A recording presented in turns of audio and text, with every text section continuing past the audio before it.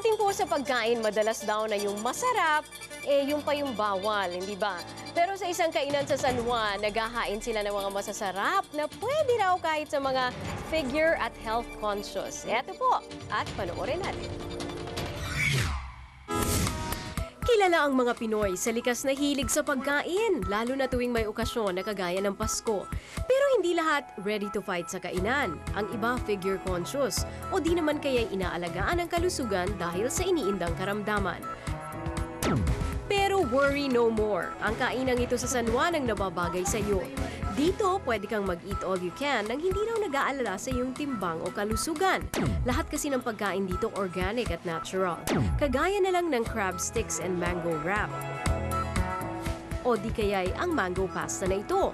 Pag inisip na lang organic at healthy food, ay puro gulay lang yan, hindi ako mag-i-enjoy yan, hindi naman ako makain ng gulay. Pero dahil nga ang gusto namin is ma-introduce yung pagkain ng healthy para kahit sa mga bata, pinapasarap talaga namin. Sino bang hindi matatakam sa Sans Rival, chocolate cake at cookies na ito? Lahat ng yan swak na swak kahit pa sa diabetic. Coconut sugar kasi o natural sweetener mula sa niyog ang gamit sa mga dessert na ito. Una-una, hindi tataas ang blood sugar mo. Iwas pusoy talaga yung high in bad cholesterol and high in white sugar.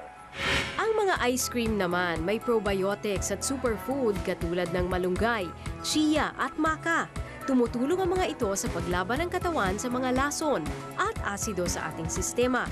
Para siyang milk na may dahon-dahon. Tama lang yung tamis. Na may konting asim, parang yogurt. Para bonus, itinuro nila ang paggawa ng healing juice sa tutulong daw sa paglinis ng ating atay.